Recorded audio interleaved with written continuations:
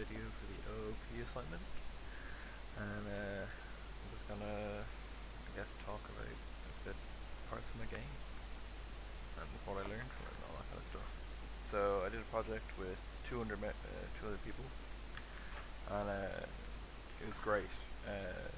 Like my coding really improved from like learning from them and like looking at different perspectives on how to do different things. So the pinpoint of this video, I guess I'm going to talk about getting. We made a game that was a tower defense game, and getting like different classes to interact with each other. So the towers to like find enemies and then shoot at the right enemies within range, and then for our projectiles to actually go from the tower to the enemy and like damage them and stuff. So pretty much what we did was in the game loop, so when the actual game is running, we had different array lists that held the different types of objects. So we had array list for game enemies, we had the array list for the towers, and like then we had an array list for other things like menus and stuff. So what we did, like we had to think about how to get the creeps to take damage. So what we did was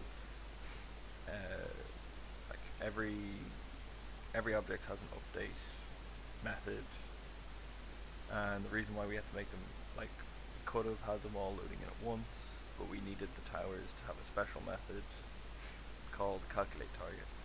And what this method did was it'd be passed the entire array list that held all the enemies in it, and then checks the distance between the tower itself and each enemy, and then when it finds that enemy, or when it finds them enemies, it adds them to a list, and then it orders that list from the enemy who is closest to its next point in the path that it's taking around the map, because obviously there's a really big path for it to take.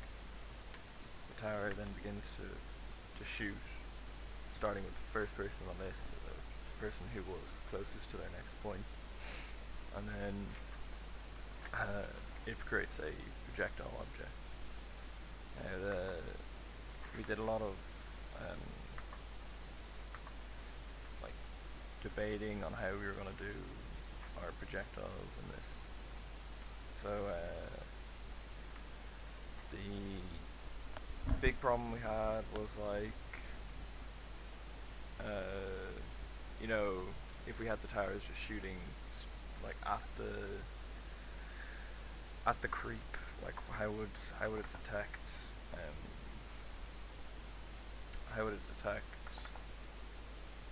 the, like, if it hit it or not. So you know, we messed around with that for a while, and like how could we get the projectile on the tower to be like shot in an angle where it would like predict where it's being hit, like further on down the line, so it would actually be hitting the right thing. But we then decided that would be too messy. Like there'd be problems with if it hit into other objects, would we have it like clip through the object, or would we have it like obviously dissipate or break up? So in the end we actually decided to just make the objects track a target. So when the projectile is created, it's given a target, so like an enemy, and it finds out its coordinates, and the projectile will constantly move towards it until it hits it.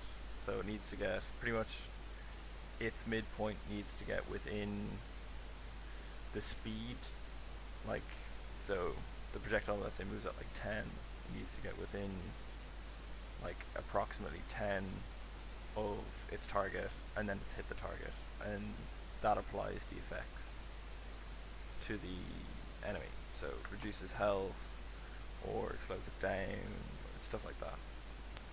In the end, that means like the projectile, if it's not fast enough to catch up with the creep, it will follow it to the ends of the earth. Well, that's about it for this.